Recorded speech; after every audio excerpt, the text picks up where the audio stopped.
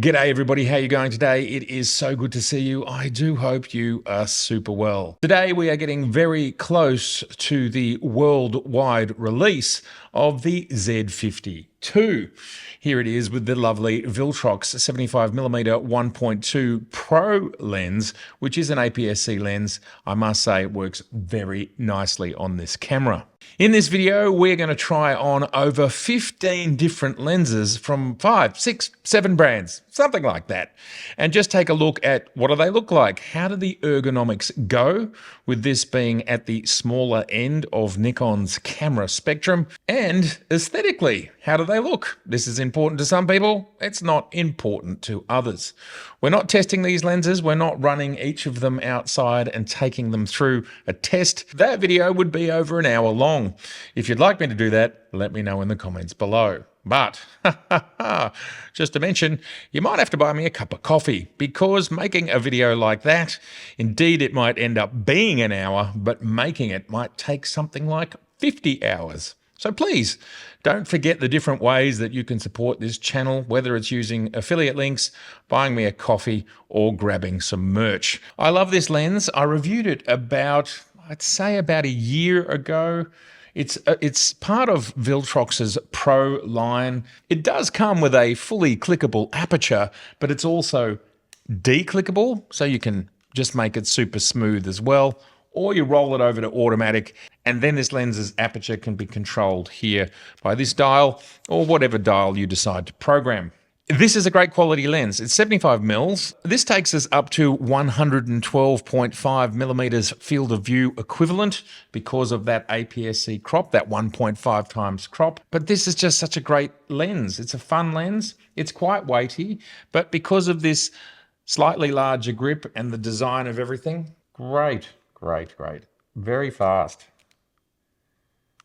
Quite snappy. I think that's great. All right, next. This is the Nikon Z50II 2.8 S-Class lens. This is the sort of lens that so many professionals buy, so you know that this is going to be a high-performance lens, and it absolutely is. Of course, this lens has VR in it, so it's it's a bit funny because this lens is probably 3 times the price of this camera, but you can absolutely couple them together and they work really well. I was doing some night photography with this combo and the results were just fantastic. The VR works superbly, and of course, well, you get everything that you normally get out of Nikon S-Class, and you get the power of that autofocus system. And not only was I using this at night, but I was actually using the 1.4 teleconverter as well in this combo. 1/50th f4, 800 ISO on the 70-200 2.8 with the 1.4 teleconverter handheld on the Z50. Out of the box, 200mm becomes 300mm, and then you do another 1.4, and that takes us out to 420 mils. It works great. For some, this might be one way to get a birding combo kit. It's one way to do it. Another good option, a lens that I don't own, is the 180-600. Very snappy, yeah, perfect. Another classic lens in Nikon's lineup, this is the, again, Pro lens. Lots of people shoot with this lens. This is the 24-70 2.8S. Now, interestingly, the last version of this lens that Nikon made for the F-mount had vibration reduction in it. Now, in this day and age, this version of this lens, because all of Nikon's full-frame cameras have in-body image stabilization, this lens does not. So does that make it the best fit for this camera? Well, maybe, maybe not. You can certainly go with some of the other kit lenses, which are not quite as fast, but they are stabilized, like the 16-50. Bit of a different focal range, and yes, the apertures are different, but if vibration reduction or stabilization in general is of importance to you, that is certainly one way that you can go. There it is. The 24 to 70 works fantastically. I have tested it out. Like all of Nikon's S-Class lenses, you're going to be getting great results. This is a fun little lens that I made a review about recently. This is a full frame 75mm f2 with full AF aperture and EXIF data coming through. It's not stabilized, but it's such a great little lens. And again, it being 75, that takes you out to that 112mm field of view. What might you use it for? Well, you can choose. I believe lots of different lenses can be used for lots of different use cases. Even so, some people might like to tell you, oh, that's a portrait lens. Well, especially in this day and age where there is so many images and so much photography, we can do ourselves a favor by definitely using lenses in their non-traditional way. This lens is fun. It looks great. I love the retro styling. I love the rectangular lens hood that we have here. It's a great outcome from my perspective. The TTArtisans 75mm, we're getting full autofocus, full compatibility, absolutely fantastic to see. And you might want to turn on electronic stabilization if you're in low light, but probably anything over about 1/100th of a second or 1/25th of a second, faster shutter speeds, you'll have no problem keeping this lens stabilized. And it's got that fast aperture, so it'll work in lots of situations or on a tripod. How about that? Don't forget them. And here we have what will potentially be one of the kit lenses, the 16 to 50. I got this lens with my, I think, Z30, as well as in a kit with my original Z50 and the 50mm to 250mm kit lens, which I will show you next. This lens is great. It's a perfect fit for this camera. It has VR in it. It's very small and very light, and it makes sense why Nikon made these kits. I think it looks cool, and I just like it. I do. It is an extending lens, which, let's face it, this is near on a pancake lens, yet it has a zoom. So pretty compelling when it comes to its size. Very light, and of course it's going to work just fabulously. Yeah, not very fast to focus, very fast to focus, and doing everything we would expect. Goes from 3.5 to 6.3 when it comes to apertures. Alrighty, well here we have the 50mm to 250mm kit lens. It came part of a 2-lens kit with my original Z50. Again, this lens is stabilized. And if you think about these two lenses, at the widest it's 16mm, which equates to a field of view equivalent to 35mm of 24mm. And then on the long end, the 250mm equates to 375mm field of view equivalent. Now, if Nikon ends up planning to do a kit with this lens, I would definitely think about this as sort of an entry-level birders kit, because it is giving you a great deal of range, almost 400mm. Yes, it's at 6.3 when you're way out there at the long end. And considering the size and weight, it's a pretty good trade-off for that amount of reach.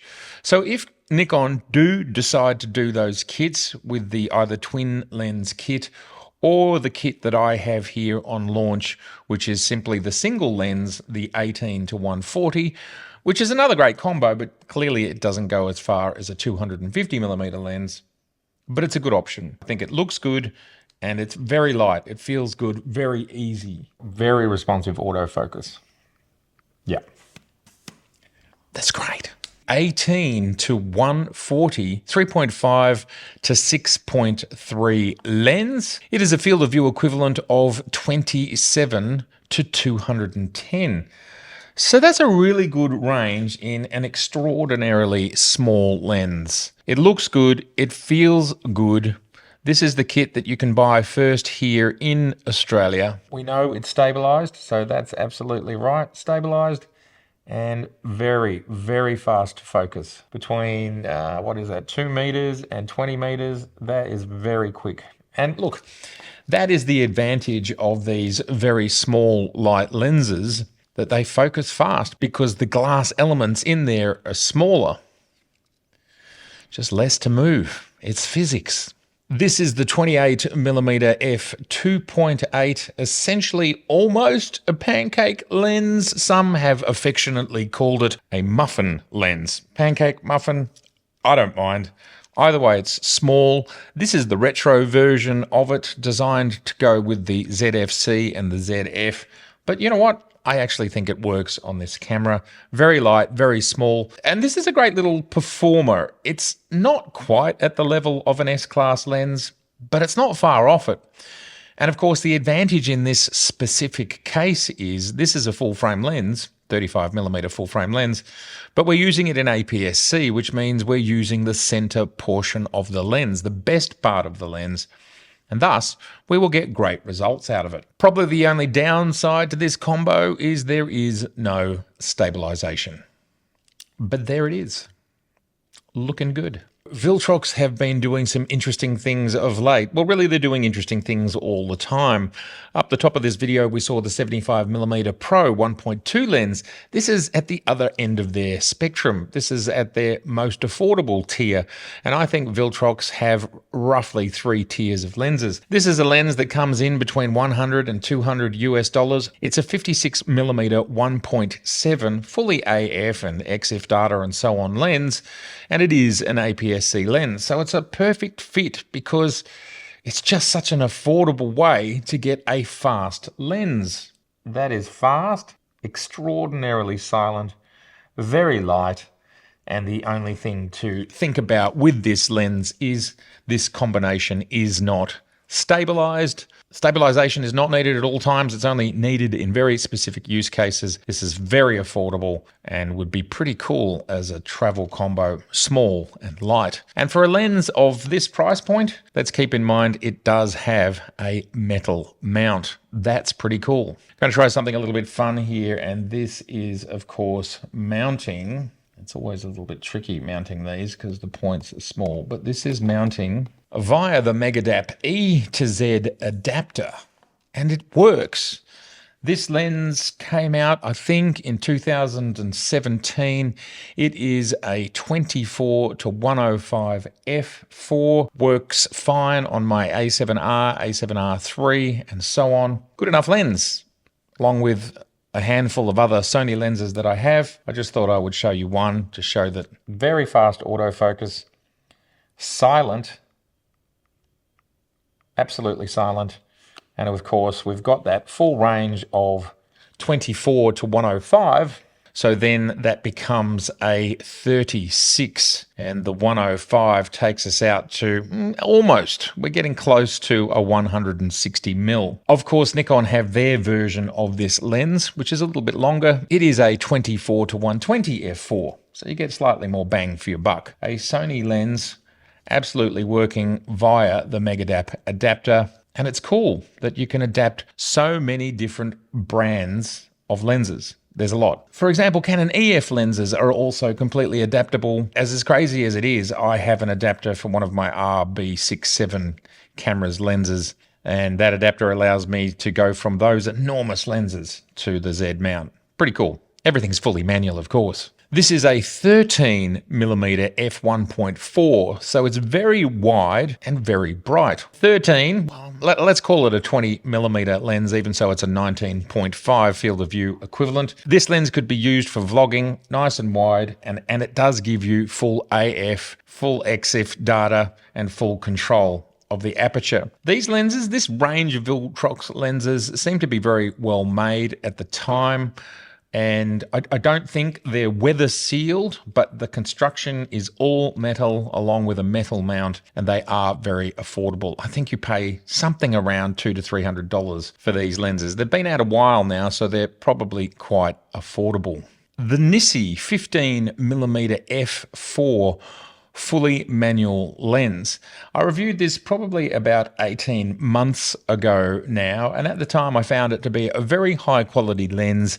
The only thing to keep in mind is it's quite heavy. You can feel it relative to the body, and also it's fully manual. So there is no EXIF data, there is no autofocus, and well, you have to control the aperture with a good old clicking aperture ring, which is completely fine.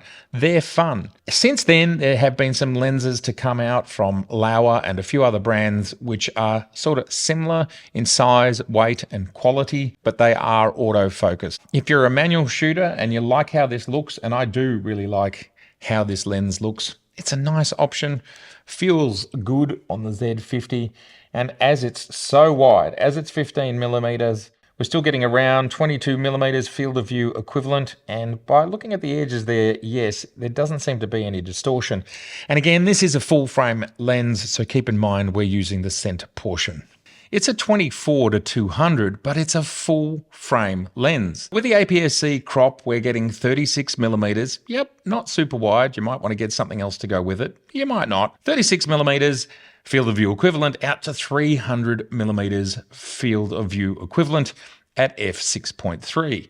What I love about this lens, because yes, it's a little bit narrow on the wide end, but still workable in a lot of situations. A lot of people are happy to use a 35 millimeter as, say, a street walk around lens. For a lot of folks, that's absolutely fine. What I love about this lens, besides the fact that it's got VR as well, so it makes this thing completely stabilized, is this is future-proofing your purchase. If you choose to go to your local photo shop and say, hey, I'd prefer this lens as part of my kit because it's a full-frame lens and it allows you, later on, you might want to buy a Z5, a Z6, a Z6 III, a Z7, doesn't matter, a Z9, and you already have a full-frame lens to go to because you bought it from the start. What's also great about the idea of having a full-frame lens on your APS-C camera is you are using the best part of that lens. You're using the center portion of that lens. It's kind of a great idea. It's kind of a great compromise of all of the different factors at play. Yes, you'll pay a little bit more, but you're future-proofing yourself if you ever think you might go there. So that's something that you need to think about for yourself. But I love this lens. It's a great operator. It's not an S-class lens, so it's not the fastest. It's not the sharpest. It doesn't have all the glass that the most expensive lenses do, but it is small. It is light. It's a great all-rounder. And in this case, I think it pairs quite nicely. And of course, then you could get any number of one of these wide-angle primes if you really need something wide. That's also another option. One of my favorite lenses, and of course, we've had a new version or a new 35mm come out for Z-mount ever so recently, the 1.4. But I do have a bit of a fond spot for all of these 1.8 primes, these S-class primes, because these were the lenses that I purchased first. First was the 50mm 1.8, then it was the 85, then I think it was the 20mm 1.8, and then this one here, the 35mm. I never went for the 24 because I already had it in a 24-70 2.8, a 24-70 f4, and I might have even had the 24-200, so that's a lot of different 24s. Along with the 14-24 2.8, yeah. So 24 was covered for me every which way. Yes, 1.8, I just didn't need it. Didn't need it. Love this lens. As we know, it's going to work perfectly on this camera. It's an S-class lens. It's a full-frame 35mm lens. See what I did there? And so you're going to get the very best out of it, even so it's already a really good lens, but you're using the center portion of it. Looks good, feels good, the weight is right, and the only thing you might want to think about with this lens is if you are a low-light shooter or you do a lot of handheld video, it is not stabilized mechanically, and thus you need to consider using the electronic stabilization. I love this little lens here from Pergear. This is a 35mm 1.4 fully manual lens, kind of retro vibe. You can't go wrong. If you like this sort of look, it's a full frame lens, so obviously it's coming in closer to 50mm field of view equivalent. You're completely in control. You've got to dial it up. You've got to do everything that you need to do with this lens. Totally fine. I love the way it works, and of course you're using the center portion, so you are getting the best out of it. Downsides, no stabilization, and of course no AF and no EXIF data. Let's not forget the huge amount of F-mount lenses that are attachable to any Z-mount camera. And this here is an interesting combo if you consider the D500 discussion. Is the Z50II a D500 replacement? And I do think for some people and some use cases, the answer is absolutely yes. And one lens the D500 users loved to put on their D500 was this lens right here. It's hard to believe that this is a 300mm f4 lens, but that's what it is. In this very small package, this is one of Nikon's PF lenses, Phase Fresnel, a very highly regarded lens. There is a 500mm version as well. They still hold their value pretty strongly today.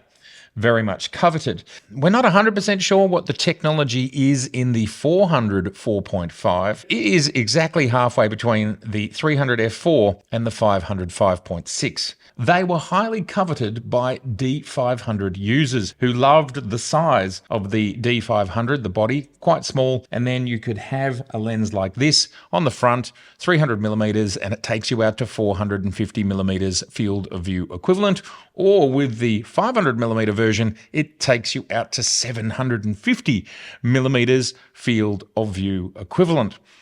What's great about it being here on the Z50II is that, well, we're getting exactly the same result. This too is an APS-C sensor, and thus this is 450mm field of view equivalent, and the 500 will do what it does. F4. Now, this lens still works great. It's probably something like almost 10 years old or around 10 years old, but the AF still absolutely completely functions, and we are getting full vibration reduction as well. Certainly worth considering. And if you are coming from F-mount or even a D500, of course, all you need is an F to Z adapter. And when the Z50II becomes available in a body-only variant, well, it's a pretty cheap way to start experimenting with Z. Alrighty, well, I wanted to finish off with this just massive kahuna here. This is the 400mm f2.8 from about a decade ago. I think this one was discontinued, which I used to capture a lot of the footage in the Nikon Red LUT video. There's been 2 iterations of this lens since this one came out. One more F-mount one, and of course the Z-mount. And each time they've trimmed off not quite a kilo, but close to a kilo. So this is like 4.5, and the current one is somewhere in the 2s, somewhere between 2.5 and 3 kilos, if memory serves me correctly. So it's quite different. And obviously also that lens has a teleconverter, a 1.4 teleconverter in it, which makes it quite an absolutely outstanding lens. This lens, though, is still also very outstanding. And the crazy thing is it still works amazingly with the F to Z adapter. So if we look here, we've got about 1 inch of camera, we've got about 1 inch of adapter, F to Z adapter, 1 inch being about 2.5 centimeters, 25mm. And then we've got this massive lens here, which does not even have the lens hood on it. So it's huge. It's all still stabilized. And of course, you're getting, with that APS-C crop, a 600mm field of view equivalent. It's a lot of lens, and it really does continue the idea that this is a D500 replacement. And again, I will repeat, I think for some use cases and some people, it absolutely will be. And the advantage of it is once this comes as a body-only option, people who perhaps are still in the F-mount and want to have a play will be actually able to have a play with a Z-mount camera with XPEED7, with bird detect. That does run pretty quickly, faster than the D500's 10 frames per second, this one doing 11 frames per second mechanical, up to 30 frames per second electronic. Yes, that's JPEG. And you'll be able to have a play and see what you think, plus the advantages of video and so much more. Let's have a little listen as what this sounds like going at 11 frames a second. There it is. What an array of lenses. And obviously the Z50II is a versatile machine if it meets your use case requirements. But I just love the idea of the Z50II on this older 400mm 2.8. And they are both living the dream. All right, I'd love to know in the comments below, which is your favorite lens? Which lens do you have? Which lens might you want to get? Are you interested in the Z50II? Please don't forget the affiliate links below here for Nikon Australia with a 10% discount, along with overseas partners in North America. All right, well, it's been so good to see you, and if this is your first time here, I would love to see you again, so please do subscribe, please share, and please like. All right, bye for now.